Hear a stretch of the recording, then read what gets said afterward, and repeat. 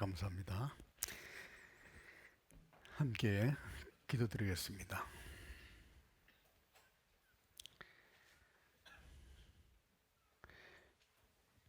사랑이 많으시고 은혜가 풍성하신 아버지 하나님, 감사합니다. 우리가 세상 가운데 살아갈 때 죄를 물마신 같이 먹고 마시며 살던 저희들, 이제 주님 앞에 섰을 때 심판을 받아 영원히 고통을 받아야만 마땅한 저희들을 주님께서 사랑하심으로 그 높고 영광스러운 보좌 위에서 이 낮고 천한 세상에 오시고 저희들을 구원해 주시기 위해서 십자가에 달려 고난을 받으시고, 주님이 그 고귀한 보혈로 저희들을 다 사해 주시고 저희들을 구원해 주신 주님, 감사합니다. 저희들을 구원해 주실 뿐만 아니라 이 세상에 살아가는 동안에도 홀로 버려두지 아니하시고 늘 함께 해주시고 지켜주시고 인도해 주신 주님, 오늘도 주님의 십자가의 보혈로 구원함을 얻은 우리 형제자매들 한자리에 모였습니다. 주님께서 주시고자 하시는 귀한 말씀으로 우리 마음속 깊이 깨닫게 해주시고,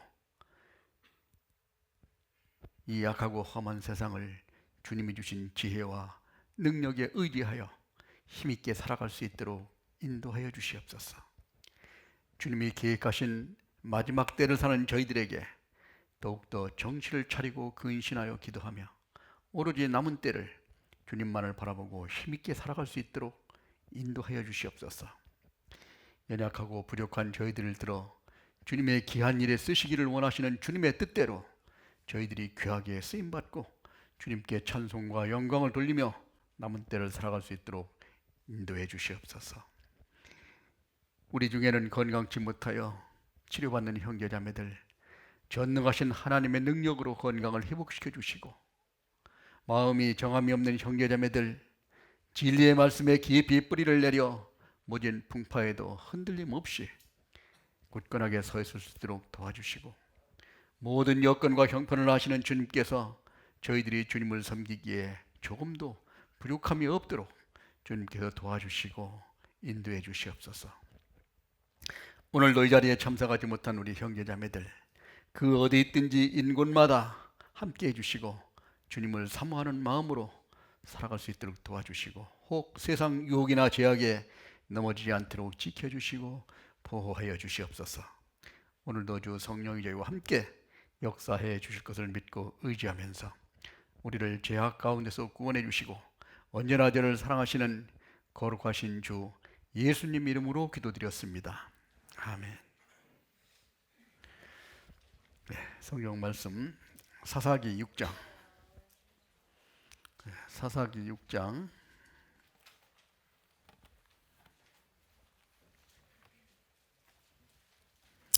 구약성경 368페이지입니다.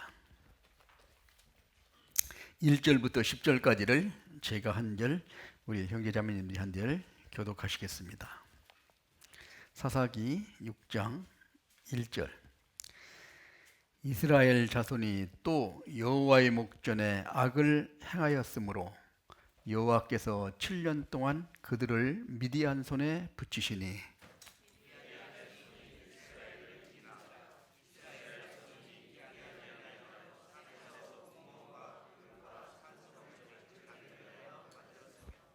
이스라엘이 파종한 때면 미디안 사람, 아멜렉 사람, 동방 사람이 치러 올라와서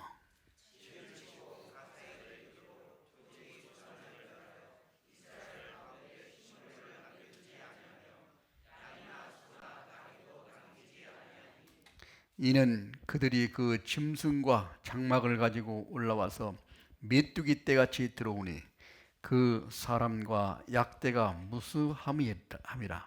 그들이 그 땅에 들어와 멸하려 하니,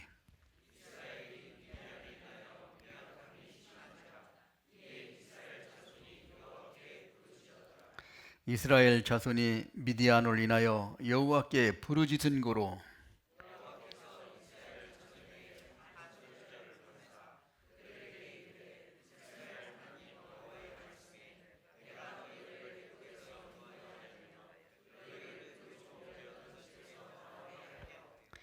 애굽 사람의 손과 너희를 학대하는 모든 자의 손에서 너희를 건져내고 그들을 너희 앞에서 쫓아내고 그 땅을 너희에게 주었으며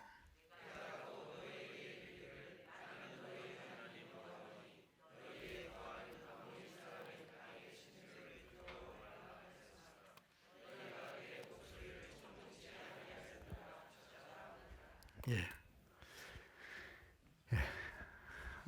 안녕하세요. 예.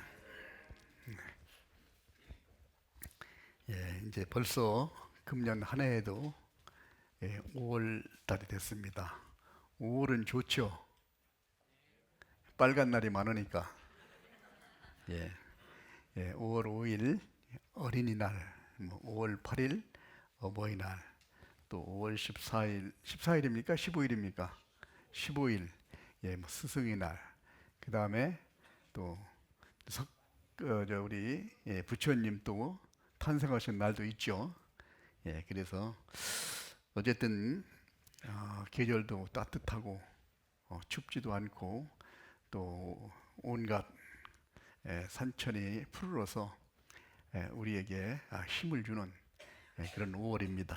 거기다가 빨간 날이 많으니까 아주 더 기분이 좋죠.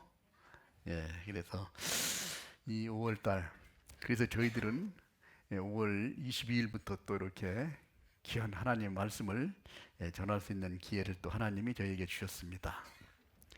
이렇게 참 편안하게 참 하나님을 섬길 수 있는 그런 모든 여건과 환경을 하나님께서 저희에게 허락해 주셨습니다. 그럼에도 불구하고 우리는 마음속에 감사한 마음을 가지지 않고 살아갈 때가 많습니다. 마치 어린아이가 부모님의 사랑을 모르고 사는 것과 마찬가지로 그러나 부모님은 그 큰 사랑으로 항상 우리에게 베푸시고 있다는 사실을 우리는 늘 마음속에 기억을 해야 합니다. 그것보다도 더 큰 사랑은 하나님이 우리 하나님의 자녀들을 그 큰 사랑으로 지금도 계속 베풀어 주시고 계시다는 사실입니다. 그래서 오늘은 사사기 6장, 이 사사기를 보면은 이 사사기는 역사적으로 이스라엘 민족이 애굽에서 400년 동안 종살이를 하고 또 이제 모세의 인도함을 받아서 홍해를 건너고 광야에서 40년 동안을 광야 생활을 거쳐서 요단강을 건너 가나안 땅으로 들어가서부터 이제 여호수아가 약 8년 동안 그 전쟁을 함으로써 이스라엘 민족을 옛날에 잃어버렸던 가나안 땅을 하나님이 주시겠다고 약속하신 그 땅을 이제 차지했습니다. 그래서 여호수아가 죽은 후에 이렇게 시작하죠. 어디까지냐면은 사울 왕이 이제 등극하기 전까지 이 시대를 바로 사사 시대라고 얘기합니다. 사사 시대는 이제 여호수아가 가나안 땅을 정복하고 이스라엘 12지파에게 땅을 다 나눠주고 이제 하나님이 직접 통치하는 그런 세상이 사사시대입니다. 그런데 이스라엘 민족이 사사시대에 가만히 사다 하나님이 통치하는 걸 원치 않고 이웃나라에 보니까 큰 왕이 권세를 가지고 다스리는 모습이 좋아 보였던지 우리도 왕을 달라라고 이렇게 조르는 바람에 그럼 너희들에게 왕을 준다 이렇게 첫 번째 왕이 사울 왕입니다.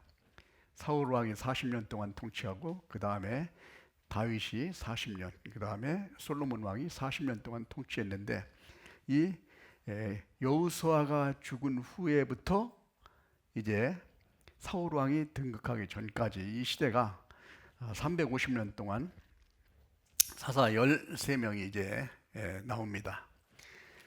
사사 시대는 또 보면은 이스라엘 민족이 죄를 지면은 하나님이 징계하시고 그 어려운 상황에 처하게 되면 다시 회개하고 하나님 살려주십시오 라고 간절하게 부르짖을 때 다시 용서해 주시고 회복시켜 주셔서 평화시대를 주시는 이런 모습으로 7번이나 반복이 되는 모습을 보여주고 있습니다. 이것은 우리에게 큰 교훈을 주고 있죠. 하나님에게 죄를 지고 징계를 받아서 철저하게 망해 있을 때 하나님 좀 살려주세요 하면은 다시 우리를 살려주셔서 또 평화시대를 주는데, 여기에서 우리가 더 생각해 볼 수 있는 것은 이게 7번 반복한다는 거예요. 7번은 계속 이어진다는 완전수죠. 그게 반복되는 거예요. 우리가 이와 같이 7번 반복되는 가운데 이제 우리가 특이할 만한 것은 구류하고 고통받는 징계 시간은 불과 여기에서 보면 뭐 7년, 짧게는 3년, 5년, 그 다음에 10년, 뭐 12년, 뭐 18년 이렇게 되었습니다. 가장 길었던 것이 블레셋이 마지막에 40년 동안 있었지만은 그렇게 짧은 시간을 징계를 해주고 평화시대는 약 40년 내지 50년을 계속 주셨다는 거예요. 평균으로 따지면은 7번 반복했으니까 7번이 50년씩 5, 7은 35, 350년이잖아요. 요 사사시대가 350년을 동안 역사를 이루어준 그런 세상입니다. 그 중에 이제 네 번째가 이제 우리 오늘 본문에 있는 그 기도원의 300용사. 이 내용을 오늘 같이 살펴보면서 과연 이 말씀과 이 사건을 통해서 하나님이 우리에게 주시고자 하시는 교훈은 무엇인가? 이거를 우리가 한번 깨닫는 그런 시간이 됐으면 합니다. 자, 오늘 본문에 보면은 사사기 6장 1절 이스라엘 자손이, 그 다음에 또 왜? 그전에도 계속 죄를 져가지고 징계를 받았거든요. 이번에도 또 그런 전이 있었습니다. 이 모습을 보면은 우리가 인생을 살아갈 때 하나님한테 큰 징계를 받고 나면은 다시는 그렇게 하지 말아야지, 하나님 앞에 똑바로 살아야지, 진짜 주님만 섬기고 살아야지 하고 마음에 결심을 하지만은 시간이 지나고 나면은 그 마음이 점점 더 강해져요, 없어져요? 없어집니다. 없어지니까 이제 또 다시 이제 또 죄를 짓게 되고, 또 그러면 또 한번 한바탕 참 얻어맞고 또 다시 돌아오고. 얻어맞고 돌아오는 게 좋겠어요? 좋은 말로 할 때 빨리 돌아오는 게 좋겠어요? 좋은 말 할 때 다시 돌아와야 돼. 우리는 자꾸 얻어 터지고 이걸 계속 한다는 겁니다. 여기서도 또 여호와 앞에 여호와의 목전에 악을 행하였으므로 여호와께서 7년 동안을 그를 미디안 손에 붙이시니. 7년 동안을 미디안 손에 붙였습니다. 그러니까 붙였다는 말은 7년 동안 거기에서 우리가 일제 36년 동안 나라를 빼앗겼는 것처럼 그 미디안 족속들한테 이제 고통을 받고 살았다는 겁니다. 어떻게 고통을 받았냐? 2절부터 나오죠. 미디안의 손이 이스라엘을 이긴지라.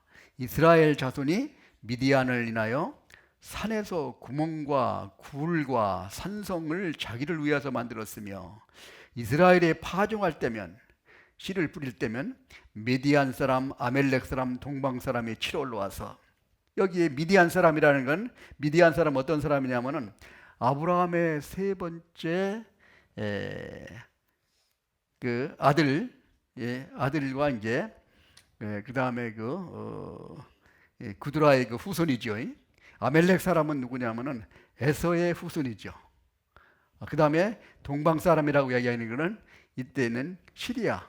그날 지금도 지금 보면 시리아라고 해서 옛날 아수르 이런 나라가 있었습니다. 거기에 있는 사막에 있던 사람들, 이 사람들이 함께 여기 쳐들어와 가지고 4절 진을 치고 가사에 이르도록 토지소산을 멸하여 진을 치고, 지금 미디안 있는 쪽에 갈레리 호수 좌측 지역에 있는 이런 쪽에 진을 쳤던 지역인데, 거기서 가자라고 얘기하면 이쪽 끝에 지금 가자 지구라는 이 지역입니다. 에집트로 가는 길목이죠.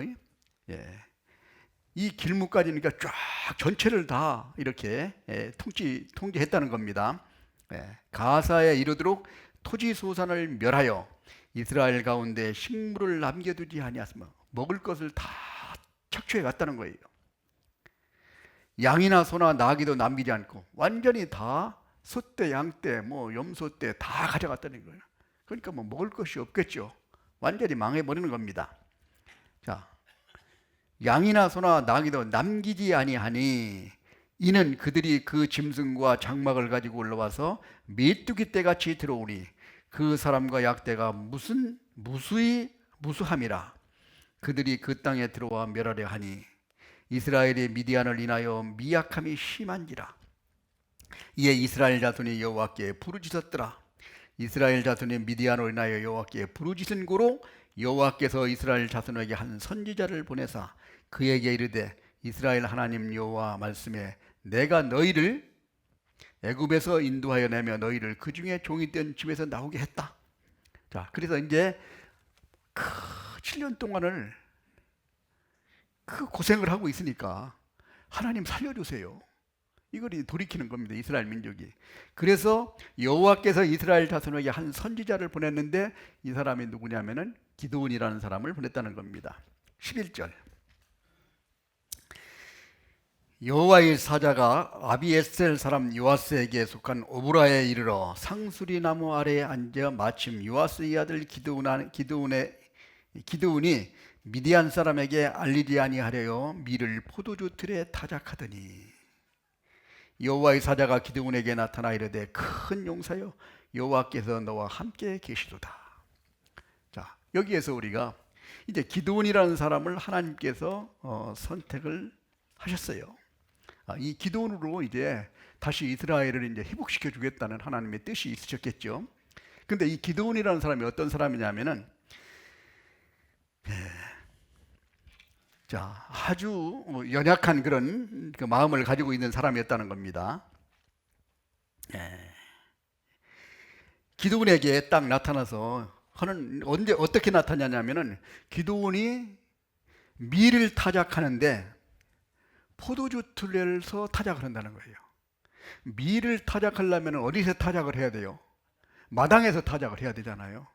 근데 포도주 틀은 집 안에 있는, 집 안에 창고에 있는 거예요. 창고 안에서 타작을 하고 있는 거예요. 왜? 이 미디안 사람들이 와서 다 빼앗아 가니까 이제 살고만이 이제 조용하게 이제 타작해가지고 먹고 살아야 되잖아요. 그렇게 소심한 사람이었다는 겁니다. 연약한 마음을 가지고 있죠.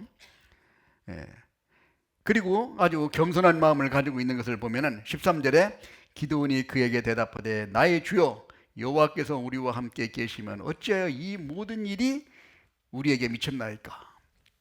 이제 하나님이 너희와 함께 계시도다. 여기는 기드온에게 큰 용사. 기드온은 이때까지만 해도 큰 용사가 아니었습니다. 연약한 사람이었죠.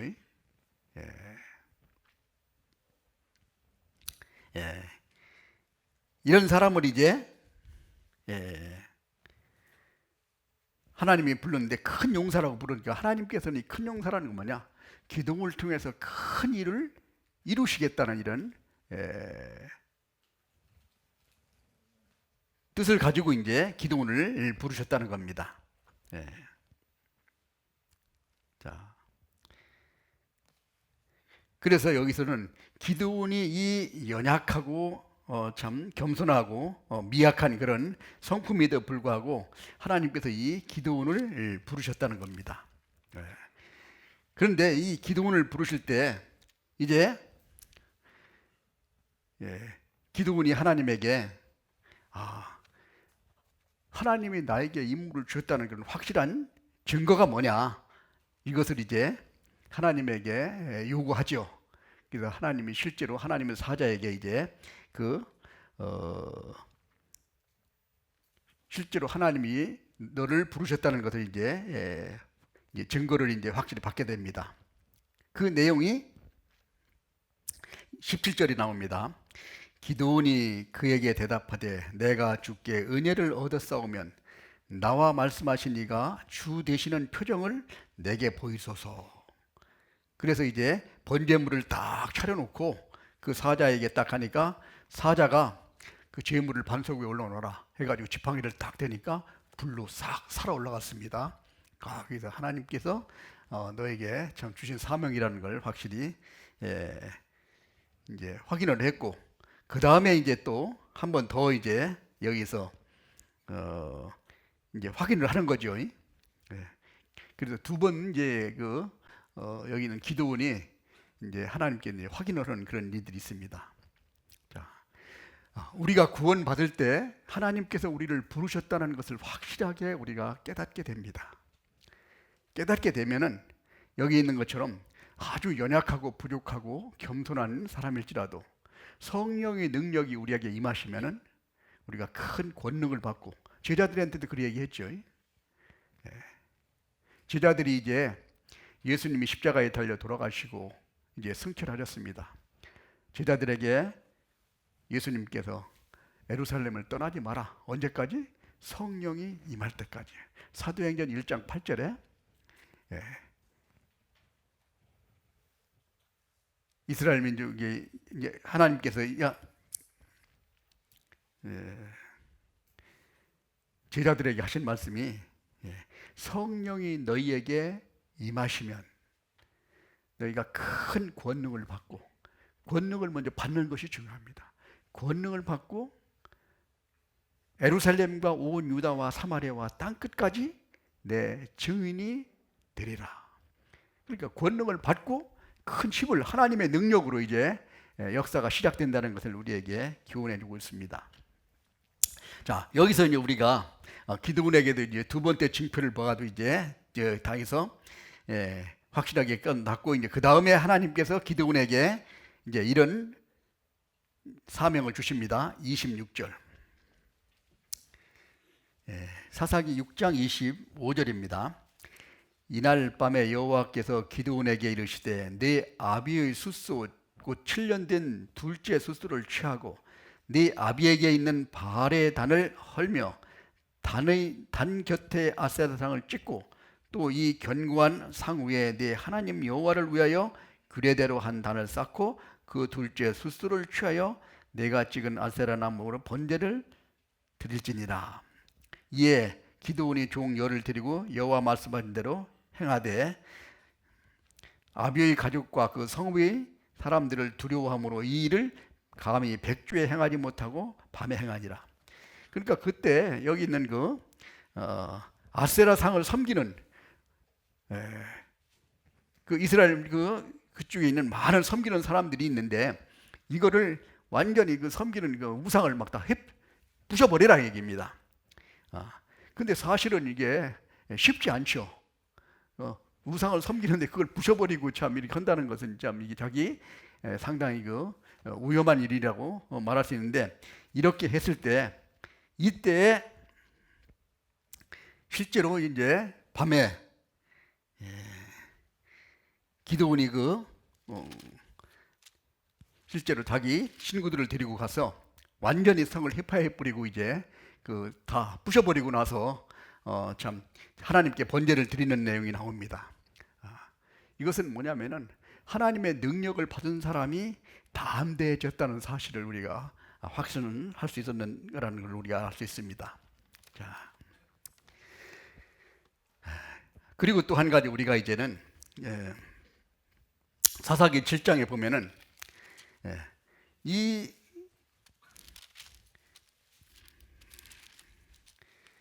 미디안 군대를 이제 쳐 부수기 위해서는 이 군사가 필요하고 전쟁을 일으켜서 이제 우리가 물리쳐야 되기 때문에 군사를 모집했습니다. 군사를 다 모집하니까 얼마가 모여야 됐냐면 32,000명이 왔어요. 몇 명? 32,000명이 왔습니다.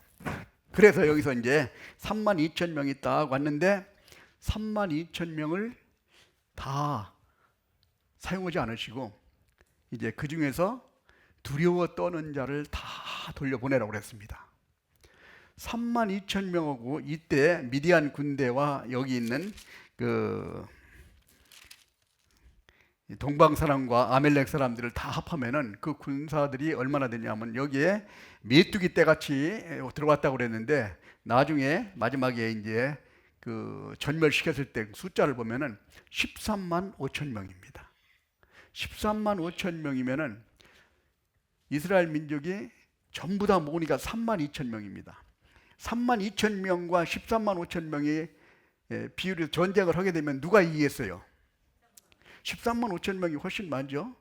보통 한 4대 1 정도가 되죠. 근데 4대 1 정도 되면 잘하면은 내가 승리할 수 있는 가능성이 있다고 얘기합니다.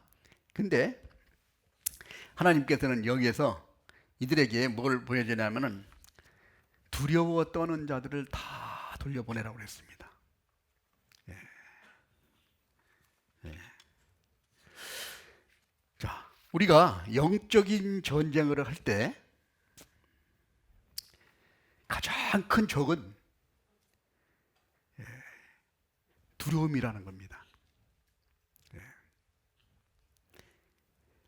이 무기가 가지고 있는 가장 강한 무기는 다른 말로 바꾸면은 두려움을 주는 거였어요. 이 두려움이라는 것은 다시 한번 생각해 보면은 왜 두려워할까요? 우리가 왜 두렵습니까?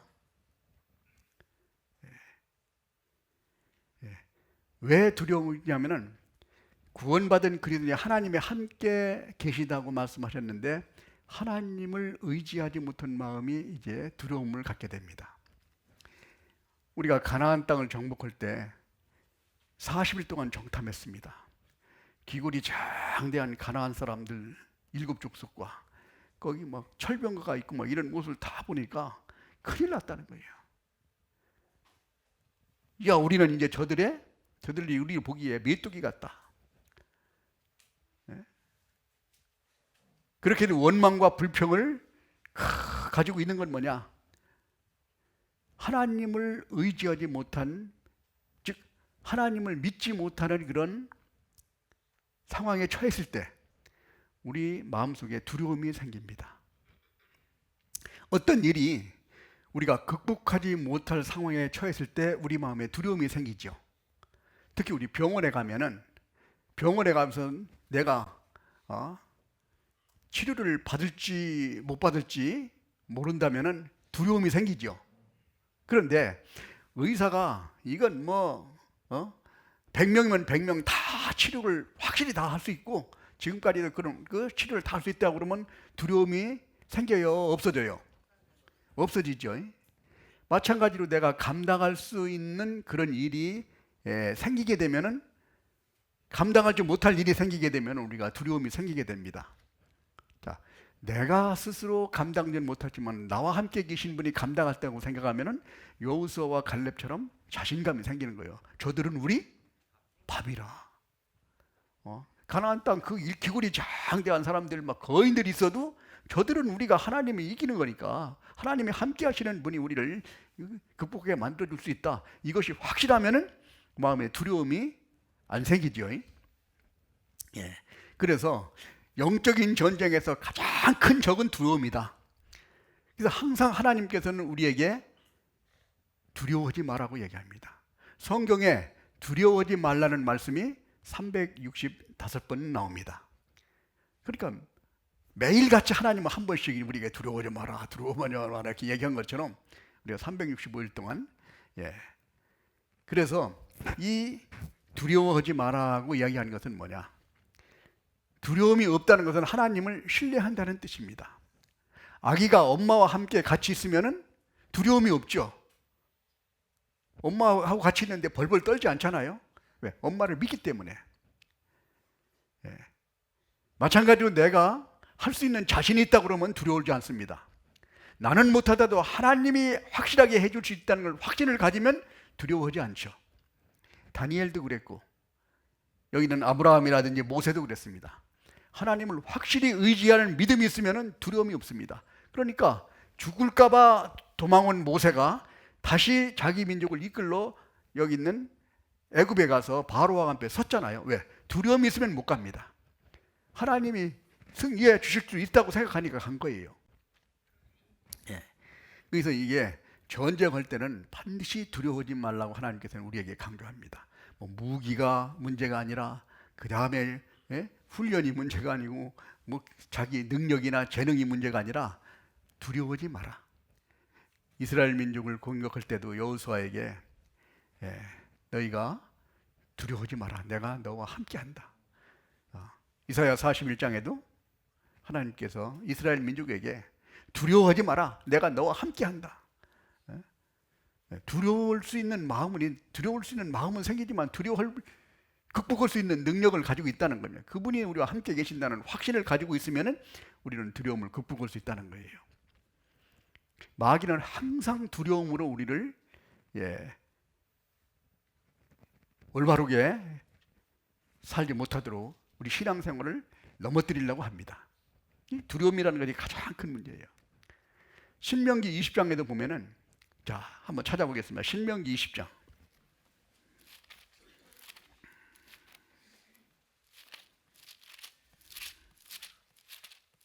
신명기 20장 1절. 내가 나가 대적과 싸우려 할 때 말과 병거와 민중이 너보다 많음을 볼지라도 뭐라고 그랬습니까? 그들을 두려워 말라. 애굽 땅에서 너희를 인도해 내신 네 하나님 여호와께서 너와 함께 하시느니라. 말과 병거와 민중이 너보다 많이 있을지라도 너는 두려워하지 마라. 왜? 내가 함께 한다. 우리가 세상을 살아가는데도 많은 어려움이 우리 앞에 닥쳐 있습니다. 이 어려움 모든 것들, 이것은 하나님이 주관하시는 거예요. 주관하시는 분과 함께 있을 때 우리는 두려울 필요가 없죠. 우리가 주관하시는 분이 나와 함께 한다는 것을 모르면 우리 마음속에 두려움이 생깁니다. 어떻게나 큰일 났구나. 그러나 하나님 우리에게 두려워 말라고 얘기합니다. 이 두려움이라는 건 구원받은 그리스도인이 가장 첫 번째 우리가 갖추어야 될 그런 것, 성품이 바로 담대함, 두려움을 극복하는 겁니다. 두려움에 대해서 잠깐 우리가 생각을 좀 해보면은, 이 두려움은 그 원인이 어디서부터 두려움이 나올까? 사람이 두려워하는 그런 마음은 첫 번째는 어디서 죽음에 대한 두려움이 있습니다. 사람은 자기 목숨보다 더 귀한 건 없죠. 목숨이 위태로움을 받으면 두려움이 생깁니다. 그래서 여기에 우리가 한번 찾아볼까요? 히브리서 2장 보겠습니다.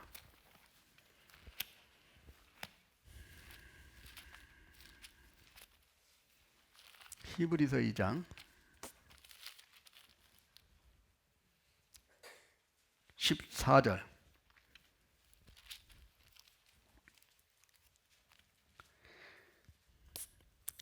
자녀들은 혈육에 함께 속하였음에 그도 또한 한 모양으로 혈육에 함께 속하심은 사망으로 말미암아 사망의 세력을 잡은 자 곧 마귀를 없이 하시며, 주님께서는 마귀를 없이 하시기 위해서 오셨습니다. 15절 같이 읽겠습니다.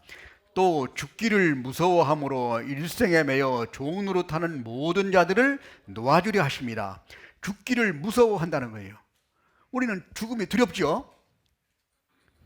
안 두려워요? 두렵죠? 죽음을 두려워하는 것이 바로 우리의 인생이라는 겁니다. 그러나 구원받은 그리스도인은 죽음을 극복할 수 있는 힘이 있다는 거예요. 우리가 중환자실이나 아니면 이제 이 돌아가시기 직전에 있는 분들을 보면은 구원받은 그리스도인은 마음이 편안하고 이 다음에 주님께서 우리에게 베푸신 확실한 소망을 가지고 있기 때문에 그렇게 두려움에 벌벌 떨지 않습니다. 그러나 구원받지 못한 사람은 어디로 가는지 모르는 거예요. 지옥으로 가가지고 그 고통을 받아야 될 걸 모르고 사는 거예요.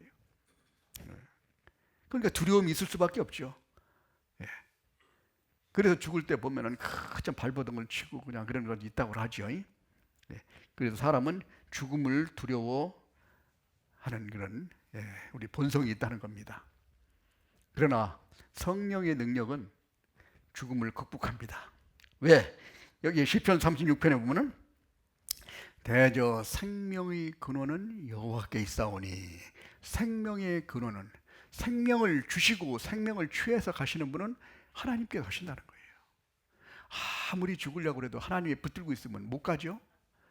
아무리 살려고 해도 하나님이 데려가시면 끝입니다. 생명은 하나님이 쥐고 있는 거예요. 쥐고 계신 분과 함께 한다면 우리는 두려워할 필요 없어요. 생명은 누구한테 달려있느냐, 이것을 확실히 알면은 우리는 이것을 알 수 있다는 겁니다. 시편 56편에도 보면 한번 찾아볼까요? 시편 56편.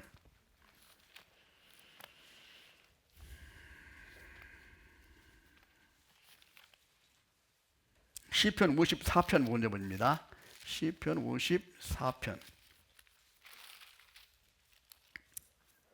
4절 같이 읽겠습니다. 하나님은 나를 돕는 자시라, 주께서 내 생명을 붙드시는 자와 함께 하시리다. 내 생명을 주님이 붙들고 계신 거예요. 그러니까 하나님만은, 하나님과 다 같이만 있으면은 두려움이 있을 수 없다는 거예요. 죽음도 넘어가는데 뭘 못 넘어가겠습니까? 성경에서 믿음의 선진들 다니엘이 바벨론의 포로로 끌려가서 느부갓네살 왕이 꿈을 해몽해 내라고 그럴 때 담대하게 두려움을 가지지 않았습니다.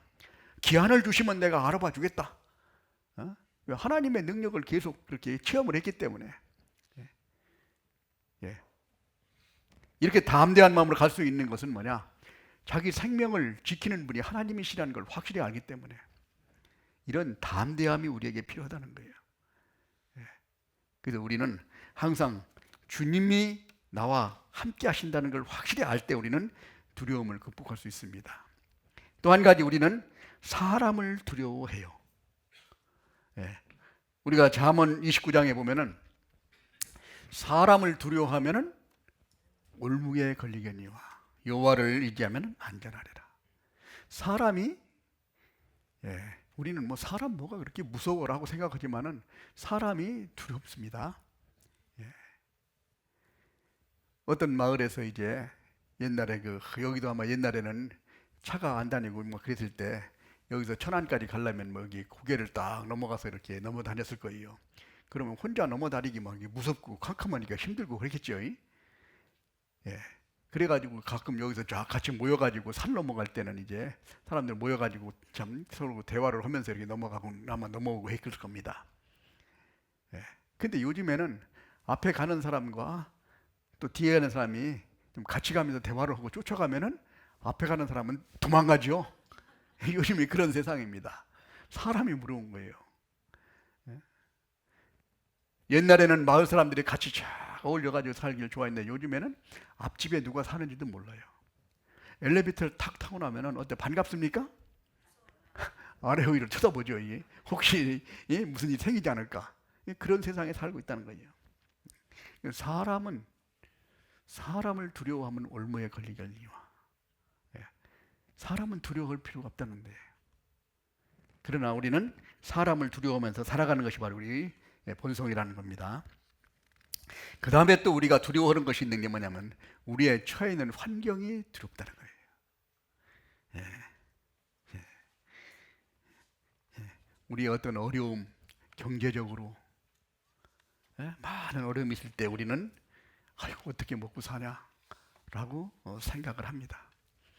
몸이 병이 들거나 몸이 어떤 참 어려움이 당할 때 우리는 두려움을 갖죠. 이러다가 참 내가 죽는 거 아니냐 이런 생각을 가집니다. 그리고 또 어떤 경우에는 우리가 정신적으로 어떤 스트레스를 받는다든지 내 앞에 감당하지 못할 일이 딱 생기게 되면은 우리는 두려움을 갖게 된다는 거예요. 그러나 이 환경에 대해서는 하나님이 주장하시고 있다는, 창조주라는 것, 이 모든 여건과 환경은 하나님이 다 관리하신다는 사실입니다. 예수님께서 제자들이 바다에 이제 배를 타고 먼저 건너갔을 때 밤에 물 위를 막 걸어오셨잖아요. 그러니까 베드로가 딱 보고 누구시기에 처음에는 유령인 줄 알았다가 이제 예수님인 줄 알고 이제 예수님이 걸어오는 거 보고 나도 오라 하소서 그러니까 이제 예수님이 오라 그러니까 또박또박 가니까 예수님만 바라보고 가니까 갈 수 있었는데 바람을 보니까 두려워해가지고 빠져버렸죠. 예수님을 바라보면은 걸어갈 수 있어. 이것은 우리에게 세상을 살아가는 그런 바다와 같아, 물과 같아요. 그 일에 주님만 바라보고 가면은 물을 극복해서 살 수 있는데 세상을 바라보니까 이제 푹 빨아 들어가는 거예요. 그와 마찬가지로 환경이 우리한테 처해 있는 걸 보고 우리는 두려움을 느끼게 됩니다. 요한복음 2장에 보면은 우리가 예수님께서 하나님이시라는 걸 확실하게 알려주기 위해서 물동이를 가져다 놓고 거기다 물로 포도주를 만든 사건이 있죠. 그러니까 하나님은 물로 포도주를 만드시는 그런 신적인, 예수님은 신적인 능력을 가지고 있다는 걸 우리에게 보여주시는 겁니다. 이와 같이 우리는 어떤 마음으로 우리 사람이 이 본성이 있기 때문에 죽음을 두려워합니다. 그리고 육신이 있기 때문에 죽음을 참 두려워하고 그 다음에 환경을 우리가 두려워하고 또 우리에게 이제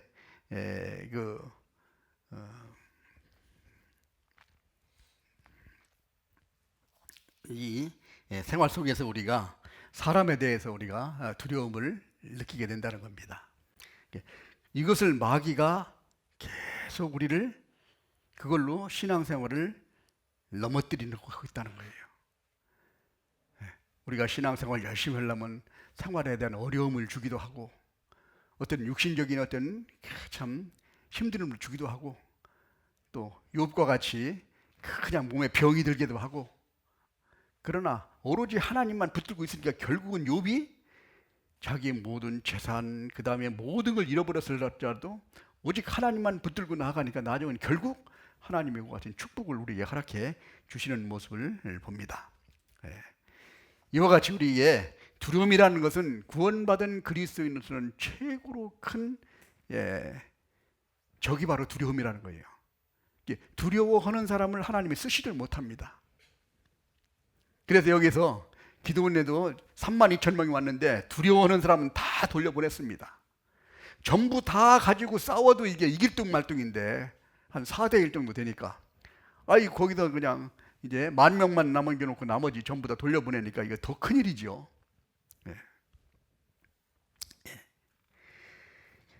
자, 이 두려움이라는 것은 그래서 우리가 항상 하나님 말씀하실 때 두려워하지 마라, 내가 너에게 한다 항상 얘기합니다. 이스라엘 민족에게도 왜? 하나님이 함께 계시다는 걸 확실히 알 수 있는 증거가 바로 두려움을 극복하는 거예요.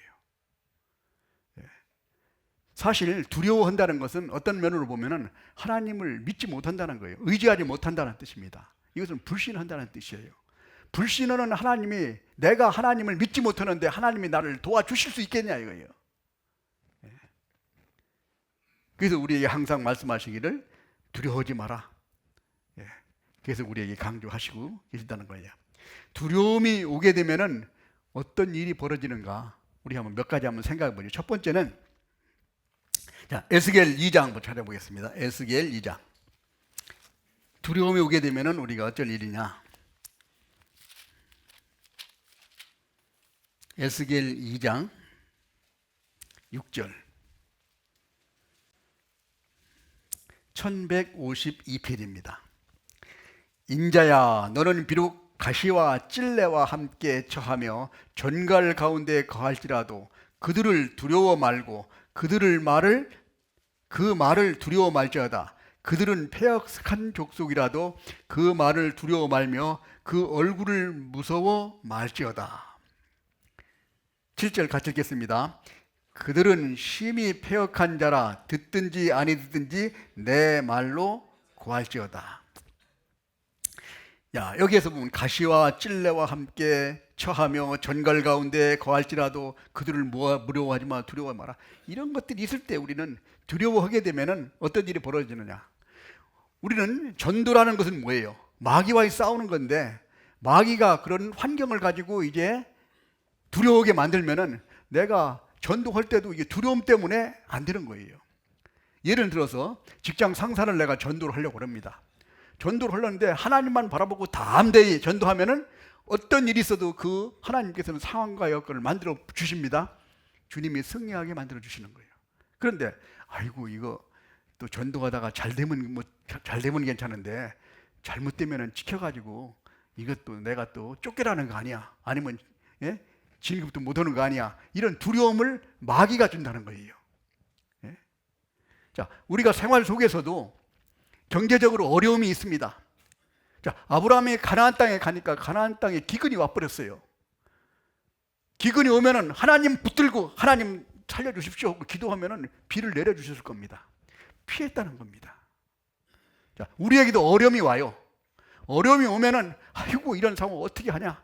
그러니까 내가 그 어려움 상황을 하나님을 붙들고 극복하려고 노력을 해야 되지 이것을 피해서 가려고 그러네요. 세상에서 하나님을 피해서 어디로 갈 때가 있습니까? 다른 데로 피하면 거기는 하나님 안 계십니까? 거기 하나님 계시죠.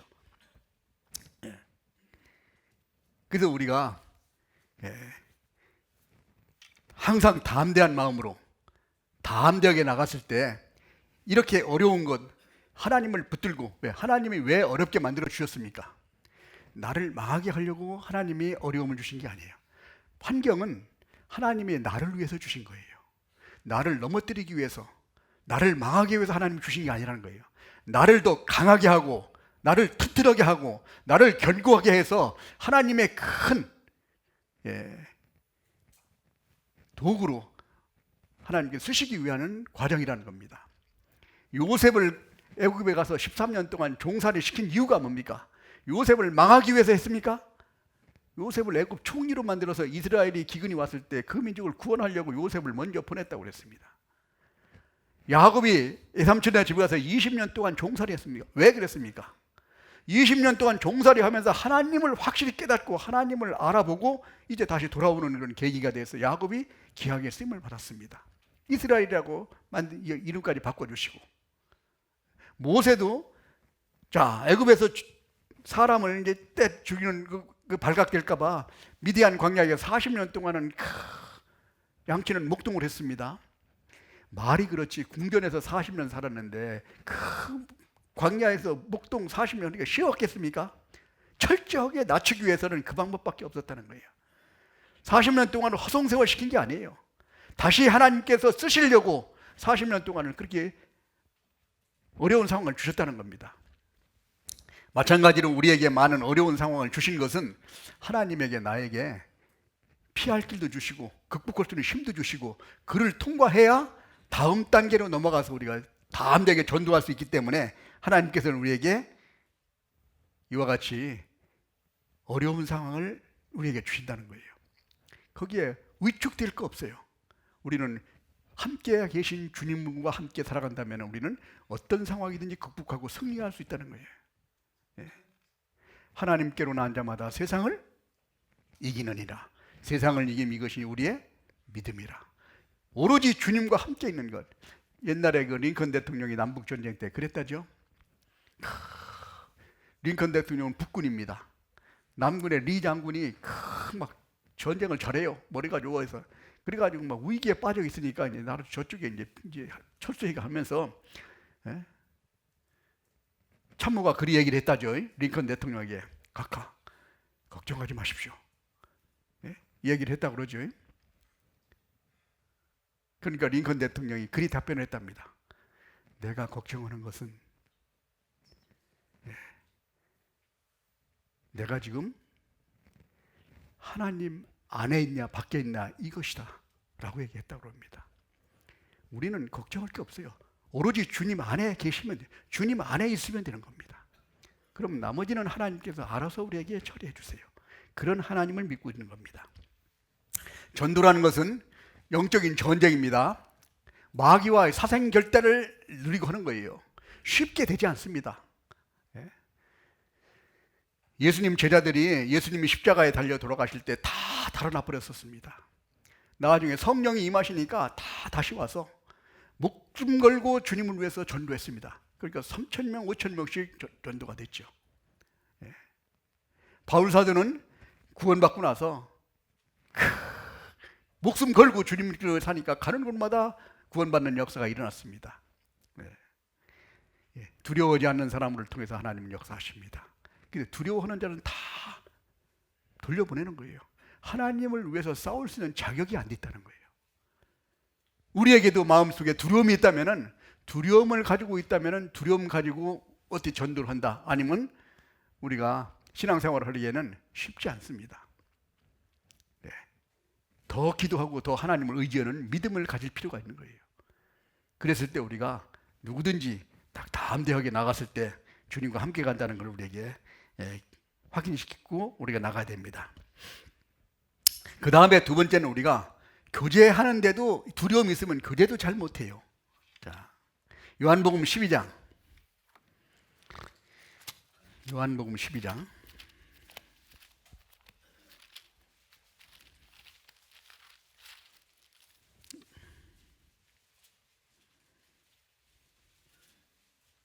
(42절)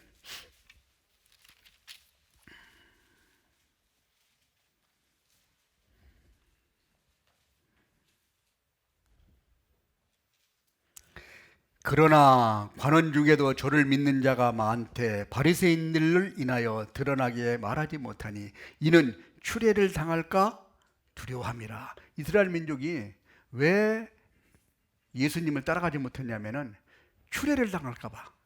그러니까 모임이 있으면 쫓아낼까 봐. 자기 어떤 뭐 회당에서 모이고 뭐 같이 모일 때 자기들 왕따 시켜버릴까 봐, 떠돌리를 할까 봐. 이게 두려워하기 때문에 이제 위축이 된다는 겁니다. 저희는 사람의 영광을 하나님의 영광보다 더 사랑하였더라. 왜 이런 일이 벌어지나? 사람으로부터 인정받고 사람들과 함께 지내고 사람부터 즐거움을 삼는 것보다 하나님으로부터 즐거움을 받고 하나님과 기쁘게 누리는 것보다 더 중요하게 여겼다고 생각했기 때문에 그렇습니다. 우리끼리 노는 것보다 하나님하고 같이 노는 게 훨씬 더 내가 유익하다고 생각하면 이거 관여치 않습니다. 그러나 사람으로부터 따돌림을 당할 게 두려우면 하나님으로는 미루고 여기로 갑니다. 네. 그래서 우리가 교제할 때도 보면은 우리가 젊은 이제 청년 때 이제 우리 교회당에 가면은 늦게까지 이제 교제하고 그러면 부모님들이 걱정을 하죠. 믿지 않는 부모님들은 왜 밤에 늦게 다니느냐 막 이렇게 합니다. 그러면은 이제 막 못 나가게 하고 시간도 통제하고 막 그러죠. 그러나 믿음을 가지고 담대하게, 물론 일찍 들어가서 부모님 마음을 이해 못하는 건 아니지만은 우리가 참 시간을 좀 교제를 나가면서 이래 좀 교제하고, 그리고 어떤 분들은 집에서 불교를 많이 섬기고 조상을 섬기는 분들은 기독교 믿는 것을 상당히 아주 좀 못하게 합니다. 예. 자, 그런데 하나님께서 담대하게 우리가 지혜를 주시고 담대하게 나갈 때는 분명히 우리가 그걸 극복하게 만들어줍니다. 예, 다니엘 같은 경우에도 마찬가지죠. 예. 사실 핑계를 대면은 다니엘은 더 핑계를 잘 댈 수 있었어요. 핑계거리가 많죠. 내가 이렇게 애국에 포로로 왔는데 이때만 살짝 이야기하고 다음부터는 잘 믿으면 안 되냐, 이렇게 벗어날 수 있습니다. 아이고, 예? 참 왕이 베푼 식탁 잠깐 먹는 척하고 다음번에는 잘 하나님 섬기면 되잖아 라고 얘기할 수 있을 겁니다. 그러나 다니엘은 마음에 그걸 받아들이지 못하는 거예요. 담대하게 마음을 정하고 죽기를 각오하고 나가니까 하나님이 극복하게 만들어 주시고 그를 통해서 하나님이 담대함을 주셨습니다. 다윗이 솔로몬에게도 이야기할 때는 마지막 유언으로 하신 말씀이 너는 대장부가 되라고 얘기했습니다. 대장부라는 건 담대하게 살으라는 거죠. 다른 걸 모든 것보다도 이 지혜도 있고 부귀 영화도 있고 다 있었지만은 그거 가지고 너 지혜를 의지해라 얘기하지 않았습니다. 뭐야? 담대하라. 하나님의 말씀에서 떠나지 마라. 이것만 첫 번째로 얘기해 준 거예요. 그랬을 때 우리는 하나님과 교제하는 것, 이것을 극복할 수 있습니다. 또 우리가 순종을 하는데 막는 것도 두려움입니다. 우리가 한번 자, 창세기 19장 한번 찾아볼까요? 창세기 19장.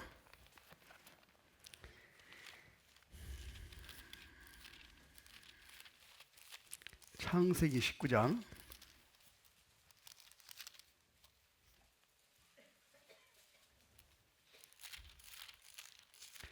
19장 30절.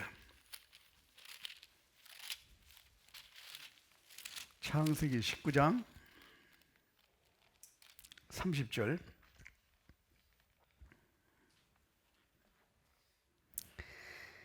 롯이 소알에 거하기를 두려워하여 두 딸과 함께 소알에서 나와 산에 올라 거하되 그 두 딸과 함께 굴에 거하더니.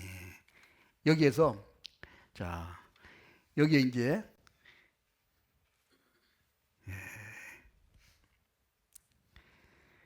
소알에 거해야 되는데 주님께서 소알 땅을 소알로 이제 내가 저까지 가서까지 보호해 주십시오니까 거기까지 그래 그럼 거기까지 했다 보여줬습니다. 계속 거기서 있어야 되는데 거기 있는 게 두려운 거예요. 두려우니까 다시 뭐라고 그랬습니까 여기에? 네. 두 딸과 함께 소알에서 나왔다고 그랬죠. 소알에서 나와 산에 올라 거하되.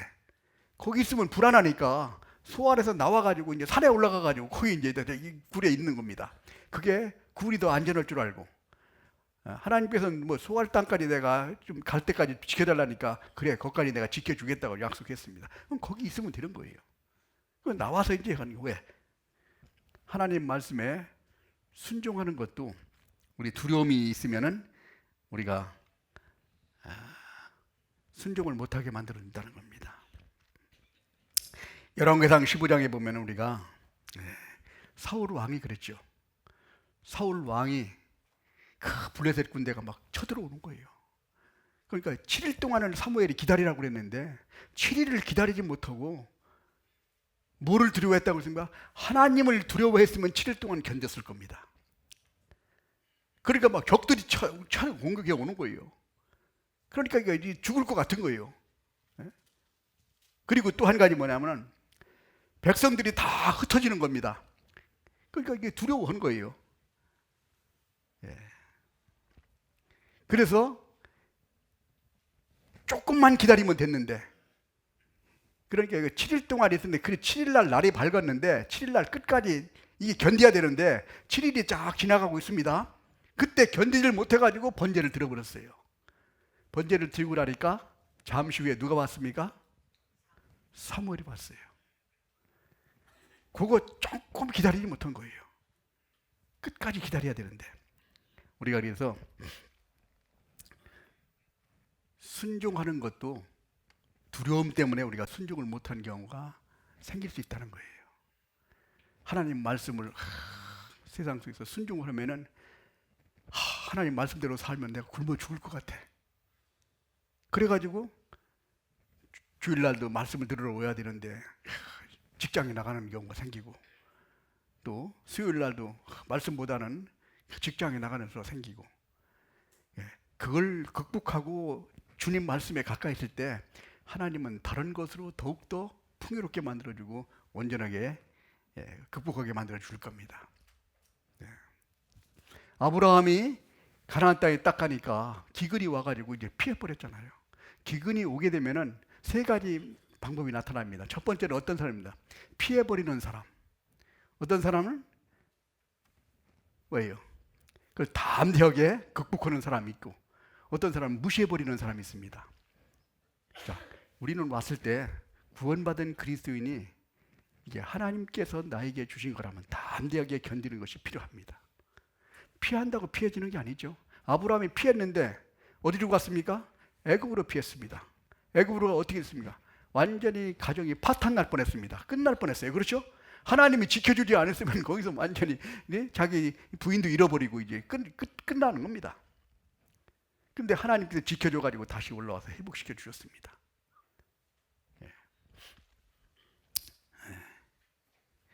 다윗이 일생 동안을 쭉 살아보고 한 말씀이, 내가 일생 동안을 쭉 살아보니까 의인이 버림을 당하거나 그 자손이 거식하는 걸 보지 못했다. 하나님께 의롭게 살라고 하는 사람이 버림당하는 걸 못 봤다. 그 자손이 걸식하는 걸 보지 못했다. 하나님이 다 채워주신다고 말씀을 했습니다. 다윗이 일생 동안 주님과 같이 쭉 살아오던 결과 그렇게 말씀하신 거예요. 그런데 우리는 이 순종하는 것도 두려움 때문에 순종을 못하는 거예요. 이러다 큰일 나는 거 아니야? 내가 이러다가 망하는 거 아니야? 주님 뜻대로 살면 하나님이 도와주십니다. 이 땅에서 도와주시지 않으면 아니면 주님에게 갔을 때 더 큰 상으로 우리에게 베풀어 주실 겁니다. 다음 대학에 우리가 나아가는 것이 필요합니다. 또 우리가 두려움이 생기면 어떤 일이 생기냐면은 타협하게 돼. 타협. 적당하게 타협해가지고 살려고 그래요. 우리가 창세기 12장에도 그랬죠. 아브라함이 이제 가나안 땅에서 피해가지고 애굽으로 내려갔습니다.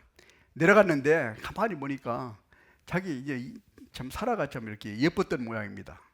예뻤던 보니까 아이고 이게 내 부인이라고 그러면은 나를 죽이고 이게 빼앗아갈까봐 이게 두려움이 있으니까 뭐라고 그랬어요? 누이라고 너 가져도 된다 이런 생각한 거예요. 그러니까 얼마나 배신감을 느꼈겠어요. 그런 사람하고 이게 사람이 참 사라가 참 대단히 속이 넓은 사람이에요. 보니까 이렇게 타협을 하려고 그러네. 그래가지고 완전 빼앗길 뻔했는데 하나님이 도와주시죠. 결국 참 거기서 그걸 극복하게 만들어줬죠.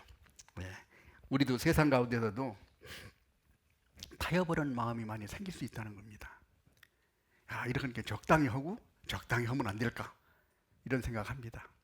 하나님은 적당히 하는 걸 원치 않아요. 라오디가 교회에 가면 미지근한 물이 흘러가는 데 있어요. 히에로볼리오고 이쪽에 찬물과 더운 물이 내려오는데 중간에 합쳐지는 것이 히에로볼리입니다. 그 라오디아 교회 있는 쪽이 뭐냐면은 미지근한 생각이야. 마지막 교회 시대에 우리에게 나타난 것이 미지근한 신앙생활이라고 이야기하죠. 마지막 교회 시대에 뜨뜻하지도 않고 차지도 않고 미지근하게 하나님 일을 받아들인다고 했어요? 내친다고 그랬습니까? 내친다고 그랬습니다. 차든지 덥든지 하라. 확실하게 하나님께서 말씀을 하십니다. 그래서 이 두려움이라는 것은 또 어떤 일로 이야기한다면은 두려움이라는 것은 우리가 절망 아니면 우리의 어떤 삶을 포기하게 만듭니다. 어떤 사람이 냉동구 있죠. 냉동구에 딱 들어갔는데 문이 쫙 닫혀가지고 못 나오게 됐습니다. 우리는 아마 안에서 문 여는 걸 만들어 놨는지 모르겠습니다. 옛날에 보면은 딱 들어가면 문이 쫙 닫혀가지고 있는데 거기서 일주일 후에 문을 열어보니까 이 사람이 죽었는 거예요. 그래서 왜 죽었나 했더니 추워서 얼어 죽은 게 아니야. 냉동구는 전원도 들어가지 않았었습니다. 그냥 온도도 따뜻하고 그 안에 먹을 것도 있고 그랬어요. 근데 들어가니까 어때요? 죽었구나 나는. 이거 완전히 동태가 돼가지고 얼어 죽었다고 생각하니까 지레 겁먹어가지고 두려움 때문에 죽었다는 겁니다. 그런 일이 있을 수 있다는 거예요. 두려움이라는 건 그래서 우리에게 신앙을 넘어뜨리려고 마귀가 쓰는 가장 큰 무기, 이것을 하나님이 극복하라고 말씀하신 겁니다. 2차 대전 때 죽은 사람이 30만 명입니다. 30만 명이 죽었는데 그 나중에 가족들이 어떤 사람은 남편을, 어떤 사람은 자식을, 어떤 사람은 부모를 군대에 보내고 나서 그 근심하고 걱정 때문에 죽은 사람이 100만 명이라고 얘기합니다. 그러니까 이게 걱정해가지고 더 큰 문제가 있는 거예요. 그래서 우리가 두려움이라는 것은 그야말로 우리에게 큰 신앙생활을 넘어뜨리는 가장 큰 위험한 요소이기 때문에 하나님께서 우리에게 항상 말씀하시기를 두려워하지 마라. 내가 너와 함께한다. 라고 이렇게 말씀을 하신 겁니다. 봉사를 하지 못하게 하는 것도 두려움 때문에 그래요. 우리가 뭘 봉사를 좀 하려고 하죠. 그러면 너 일해야 되잖아. 너 뭐 해야 되잖아. 아니 이렇게 아니고 그런 것도 우리가 좀 하지 못하는 것이 바로 두려움 때문에 그런 일이 벌어진다는 거예요. 그래서 두려움을 이기기 위해서는 우리가 어떻게 해야 되느냐. 첫 번째, 마태복음 10장.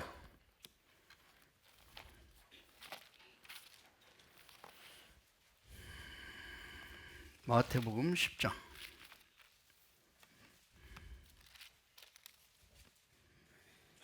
28절.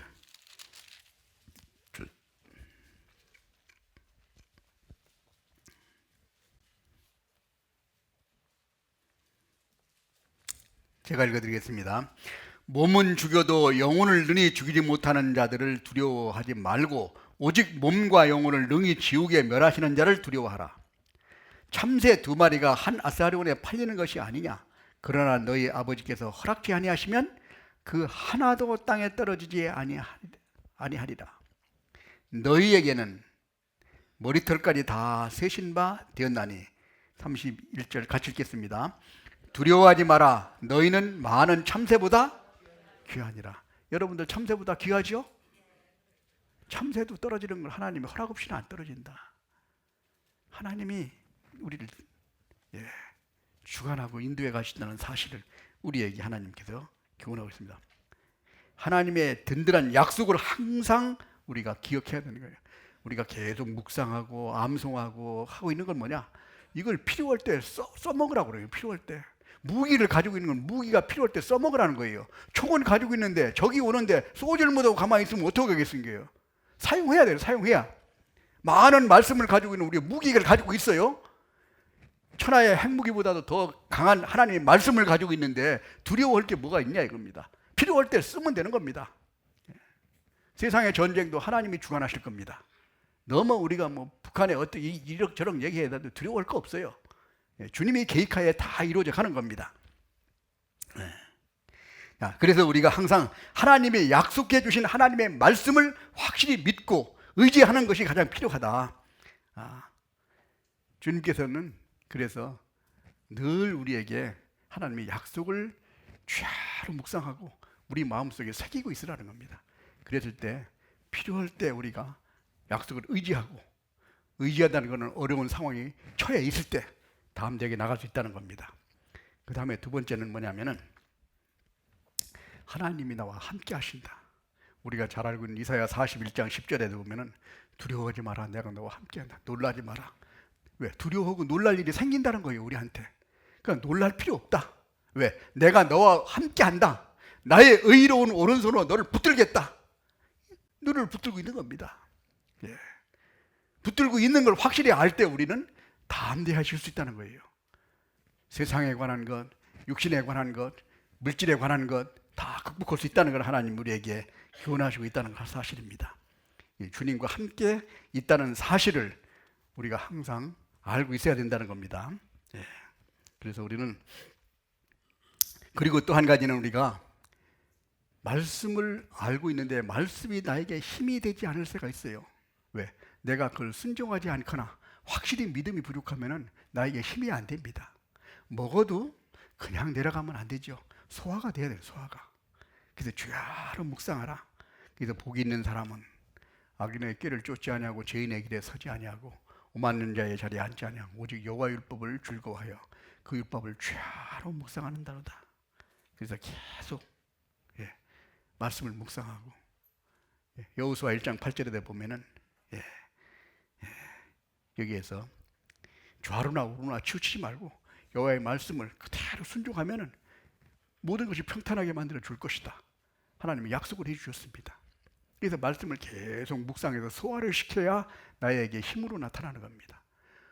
우리가 음식을 계속 짊어지고 다니기만 하면은 힘만 들지요. 이걸 먹어야 힘이 나는 거예요. 먹어야. 항상 우리가 말씀을 많이 외우고 말씀을 가지고 있는 게 필요합니다. 그러나 그걸 실천하고 우리가 순종할 때 하나님께서 우리에게 힘으로 나타나고 역사가 나타난다는 겁니다. 그 다음에 또 한 가지는 우리가 빌립보서 4장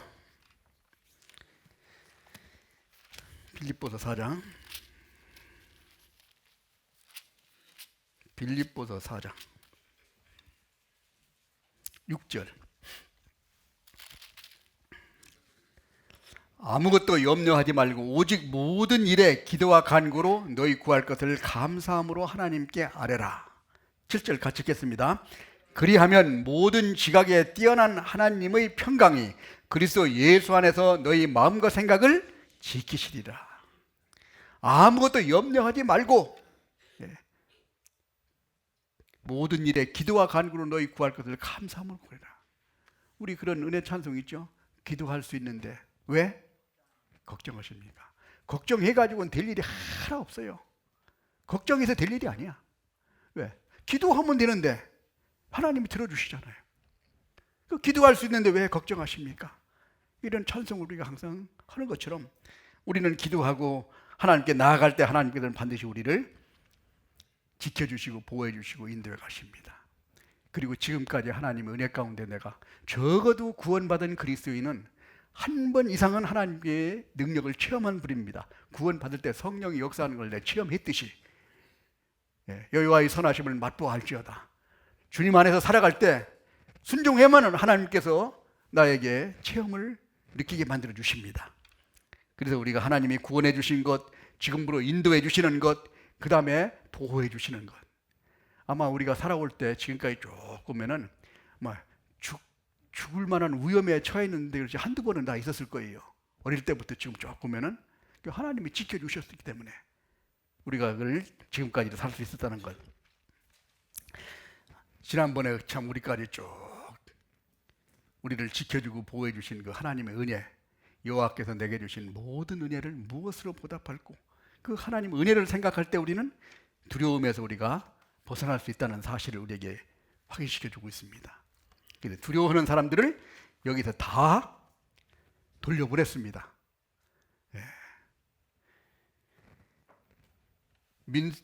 신명기에서도 전쟁할 때는 두려워하는 사람 다 돌려보내라고 그랬죠. 자기가 집을 지은 사람 있느냐? 집을 지었는데 군대 왔어요.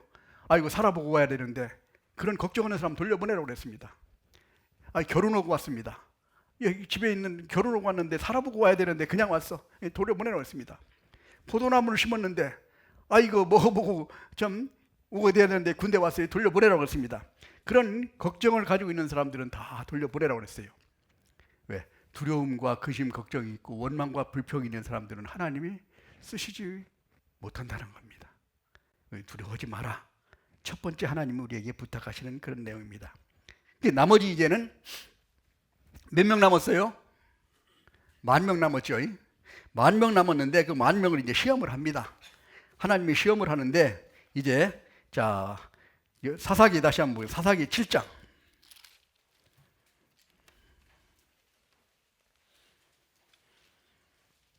사사기 7장 5절. 이에 백성에게 인도하여 물가에 내려가매 여호와께서 기드온에게 이르시되 무릇 개에 핥는 것 같이 그 혀로 물을 핥는 자는 너는 따로 세우고 무릎을 꿇고 마시는 자도 그같이 하라 하시더니 손으로 움켜 입에 대고 핥는 자의 수는 300명이요 그 외의 백성은 다 무릎을 꿇고 물을 마신지라.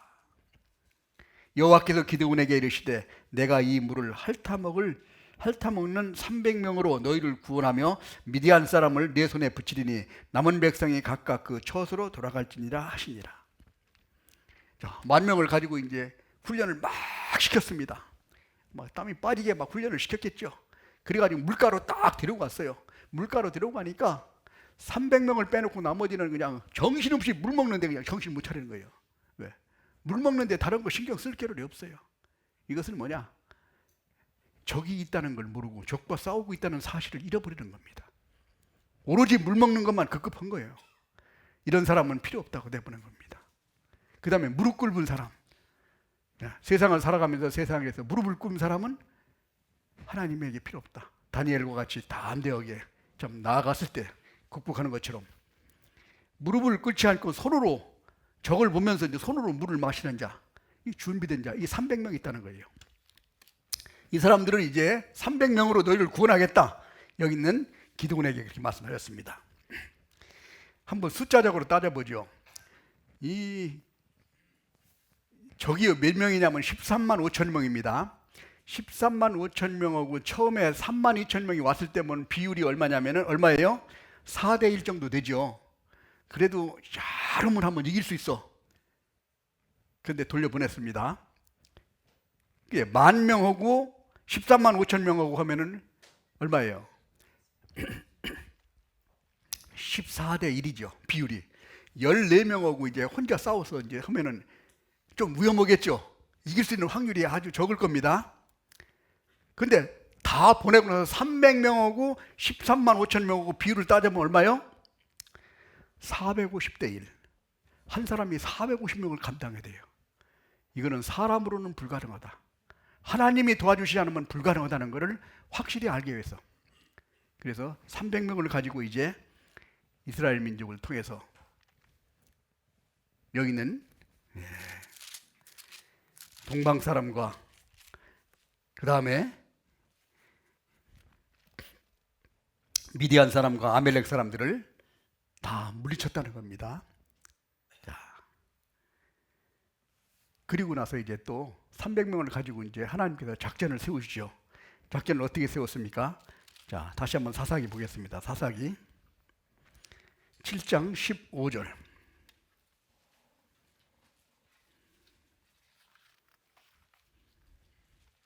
15절.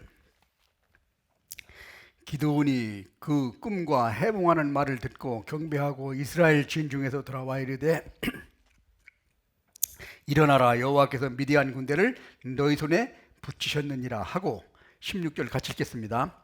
300명을 세 대로 나누고 각 손에 나팔과 빈 항아리를 들고 항아리 안에 횃불을 감추게 하고 그들에게 이르되 너희는 나만 보고 나의 하는 대로 하되 내가 그가 진가에 이르러 하는 대로 너희에게 그리하여 나를 쫓는 자가 다 나팔을 불거든 너희도 그 진에서 사면에서 또한 나팔을 불며 이르기를 여호와를 위하라, 기드온을 위하여 하라 하니라. 자, 여기서 어떻게 싸우라는 거 알죠? 뭐 무기를 가지고 뭐 공격해라, 방어해라 뭐 이 얘기가 아니라 여기 뭐라고 그랬습니까? 나팔을 가지고, 나팔. 전쟁에서 나팔은 한두 명만 있으면 되는 겁니다. 전부 다 나팔 가질 필요가 없죠. 왜? 신호만 하면 되니까. 근데 여기서는 나팔을 다 가지고 가라 했습니다. 나팔을 가지고 그 다음에 빈 항아리. 아니, 전쟁할 때 이게 포탄을 가지고 가도 모자란데 뭐 항아리를 가지고 전쟁하려니 이게 얼마나 힘들겠어요. 빈 항아리를 가지고 가라는 거예요. 그리고 그 후에 횃불을 담아라, 횃불을. 자, 이게 쉽지 않죠. 이것은 무엇을 우리에게 말하느냐? 자, 빈 항아리라는 것은 우리 육신을 말하는 겁니다. 예. 우리가 육신을 말할 때 이 흙으로 만들었잖아요, 몸이. 예. 그래서 보화를 가진 질그릇이라고 했습니다. 안에 성령이 들어있는 우리 질그릇, 안에 성령인 횃불을 얘기하는 겁니다. 하나님의 성령이 안에 들어있는데 질그릇이 깨져야 빛이 밖으로 나오는 거예요. 그래서 여기서 이제 이경에 이제 그 나팔을 불라고 그랬는데, 이경은 10시쯤부터 이제 11시 이제 근무자가 이제 교대하는 시간입니다. 교대하는 시간은 이제 좀 허술하겠죠. 그 시간을 타가지고 이제 캄캄한 치름같이 어두운데 이게 항아리를 깨지는 소리가 짱그랑하고 나니면 완전히 어떻겠어요? 정신이 벌떡 나겠죠. 거기다가 그냥 불이 환하게 비춰버리니까 깜짝 놀랐을 겁니다. 정신 못 차렸을 거예요. 거기서 막 치고받고 싸우는데 뭐 적이 이제 아군인지 뭐 보이겠습니까? 자기들끼리 치고받고 막 싸우고 그랬겠죠. 예. 이건 뭐냐? 우리가 육신이 깨져야 우리 안에 있는 성령의 능력이 우리에 나타난다는 뜻이에요. 그리고 나팔을 불라고, 나팔. 나팔이라는 건 뭐야? 외치라는 거죠. 복음을 외치는 겁니다. 육신이 깨져서, 즉 우리가 희생을 하면서 그래야 안에 있는 하나님의 능력이 우리가 밖으로 나타나고 그것을 우리가 담대하게 복음을 전파할 때 우리에게 그 역사를 이루어 준다는 하나님의 전술 방법입니다. 자, 하나님이 이와 같이 기드온 300용사에게 작전 계획을 주셨어요. 이 작전 계획이 우리에게도 적용이 됩니다. 자, 우리의 육신을 깨뜨려야 되겠죠? 전도할 때. 그리고 안에 육신이 깨뜨려야 안에 있는 하나님의 영이 의로운 것이 밖으로 나오겠죠. 성령이 역사하시는 것이 밖으로 나오고, 그 다음에 입으로 복음을 전파해야 되는 거예요. 육신이 깨뜨려가지고 복음을 전파할 때 그 영혼들이 주님에게 돌아올 수 있는 하나님의 역사가 일어난다는 것을 우리에게 교훈해주고 있습니다. 아이고, 하나님이 언제 나한테 이렇게 이걸 기드온한테 가르치는 것처럼 이렇게 세부적으로 가르쳐 줄까? 지금 이 시간에도 유효합니다. 지금도 그렇게 하면은 하나님이 나타낸다는 걸 우리에게 교훈으로 확인시켜 줄 수 있다는 거예요. 예. 자, 이와 같이 전쟁을 했을 때 이제 미디안 군대와 동방, 그 다음에 여기 있는 아멜렉 군대들을 다 이제 쳐부수고 공격해 가는데, 더 중요한 거 한 가지는 우리가 사사기 7장 4절부터 봅니다. 사사기 8장 4절. 8장 4절.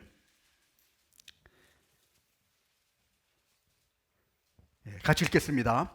기드온과 그 쫓은 자 300명이 요단에 이르러 건너고 비록 피곤하나 따르며, 그가 숫곳 사람에게 이르러 나의 종자가 피곤하니 청컨대 그들이 떡덩이에 주라. 나는 미디안 두 왕 세바와 살문나를 따르노라.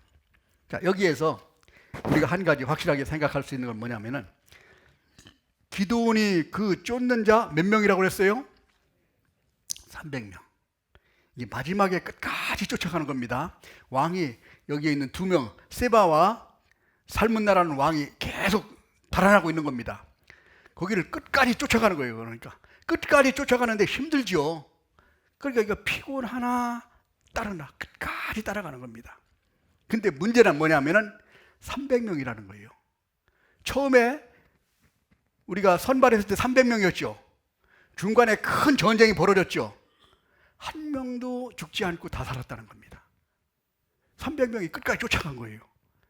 예. 전쟁을 하는데 한 명도 손실이 없다는 것은 불가능한 겁니다. 그렇게 하나님께서 책 켜줘가지고 쫙 따라가는 그 모습을 기드온의 300용사를 통해서 우리에게 교훈해 주시고 있습니다. 여기에서 우리가 이제 받을 교훈을 한번 생각해 보면은, 첫 번째는 우리가 기드온 300용사를 통해서 부르심을 입은 자, 구원받은 그리스도인은 하나님의 부르심을 입었습니다. 성령의 우리 안에 와 계세요. 성령의 능력을 우리가 가지고 있는 우리는 이제 담대해질 필요가 있다는 거예요. 왜? 누구로 인해서? 내가 능력이 있어가 담대한 게 아닙니다. 내 안에 주님이 계시기 때문에 담대해질 수 있어요. 그래서 담대해진 모습을 보죠. 기드온도 그렇게 연약하고 참 겸손했었는데 우상을 막 딱 때려 부시고 막 그런 담대함이 생겼잖아요. 네. 네. 이와 마찬가지로 우리가 이제 성령이 우리 안에 와 계신 우리는 담대하게 주님을 의지하면서 살아갈 것을 우리가 하나님께 말해요. 육신을 쳐서 굴복시킴으로써 바울 사도도 계속 육신을 쳐서 굴복시켜서 승리한 것처럼 우리가 질그릇을 깨뜨려야 우리가 안에 있는 것이 우리가 희생을 해야만이 밖으로 나타난다는 겁니다. 그리고 또 한 가지는 우리가 여기에 300용사는 시험을 통과한 사람들이라는 거예요. 예. 우리가 시험은 여러 가지 볼 수 있습니다. 처음에 여기서는 테스트예요. 하나님이 시험을 통과했어요. 예. 시험이라는 것은 우리가 처음에 테스트, 그 다음에 트레이닝, 우리를 훈련시키는 것도 시험이라고 얘기 나옵니다. 그 다음에 유혹에서 시험 받는 것, 마귀가 하는 시험, 템피테이션. 요거는 마귀가 하는 시험은 피해야 되죠. 그래서 여기서는 테스트를 우리가 통과했다는 겁니다. 아브라함은 가나안 땅에 가가지고 육신적인 그런 그 시험을 딱 당하니까 이게 실패했어요. 처음에는. 그 다음부터는 계속 성공을 했지만은, 우리에게도 많은 시험이 있습니다. 물질적인 시험, 그 다음에 정신적인 스트레스, 육신적인 데는 고통, 많은 시험이 우리한테 올 수 있습니다. 그 시험을 누구를? 주님을 의지하고 우리가 극복할 수 있다는 거예요. 예. 그래서 시험을 통과한 자를 하나님이 쓰시고, 또 그 시험을 통과한 자를 통해서 끝까지 피곤하나 끝까지 따라갔을 때 우리에게 하나님께서 영광을 우리에게 누리게 만들어 주신다는 사실이에요. 예. 그랬을 때 우리는 처음에 시작했던 것을 끝까지 견고히 잡으면 그리스도와 함께 참여한 자가 되리라. 우리가 전도할 때 힘들고 어렵죠. 사람을 살리는 일이 쉽습니까? 세상에 육신이 죽어가는데 살리는 것도 그렇게 힘들고 어려운데 영혼을 살리는 건 더 힘들 수 있습니다. 이게 그냥 오는 게 아니에요. 예. 우리에게 좀 전도하고자 하는 사람이 있으면은 끝까지 붙들고만 있으면은 결국 하나님께서 역사하십니다. 문제는 내가 놓아버린다는 거예요. 포기한다는 거예요. 몇 번 하다가 안 되면은 그래 지옥 가면 지가 가지 내가 가냐. 예, 그러면 끝나는 겁니다. 예, 끝까지 붙들고 있으면 결국 이 사람은 내 능력이 아니라 붙들고만 있으면은 하나님의 능력이 여기서 날 통해서 가는 거예요. 그래서 그 사람은 아무리 강팍한 뭐 부모님, 강팍한 가족들, 강팍한 자녀들, 강팍하더라도 하나님이 역사하시면은 이루지 못할 것이 없어요. 능치 못할 것이 있겠느냐? 사라한테도 얘기했죠. 아이 전부 다 폐경이 돼가지고 이제 끝났는데도 내년에 아들이 있으라니까 아들이 딱 나오잖아요. 하나님은 그렇게 역사하십니다. 예. 그래서 우리가 기도문의 300용사를 통해서 우리가 이제 이번에 또 5월달에 전도를 이제 다음 이제 한 주 이제 2주 남았습니다. 19일부터입니까? 22일부터 시작하는데 아직도 시간이 남아 있습니다. 포기하지 말고 계속 언제 할까 이렇게 시간만 방궈보지 말고 내가 생각날 때 다음 대학에 가면 됩니다.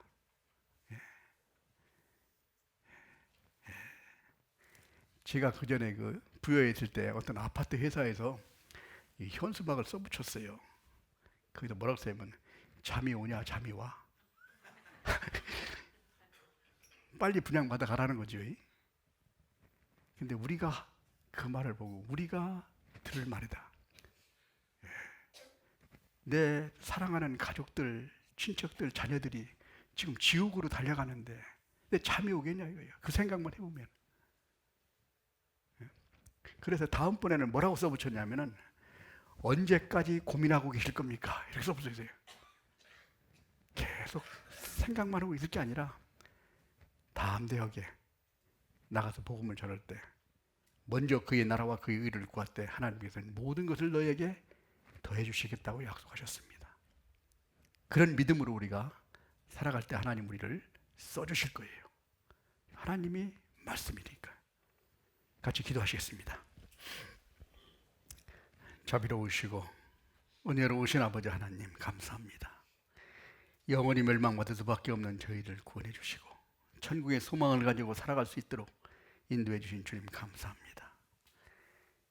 이제 5월 22일부터 하나님의 귀한 말씀을 전할 수 있는 기회를 저에게 허락해 주셨습니다. 이번에도 기도하고 있는 영혼들 한 사람도 빠짐없이 참여하여 하나님의 영광에 참여할 수 있도록 저희들을 귀하게 사용해 주시고 온전히 인도하여 주시옵소서. 또한 그 사랑하는 가족들이 함께 하나님의 영광에 참여할 수 있도록 역사해 주시옵소서. 앞으로 모든 것도 오로지 주님의 거룩하신 능력에만 의지하오며 우리를 사랑하시는 거룩하신 주 예수님 이름으로 기도드렸습니다. 아멘. 찬송가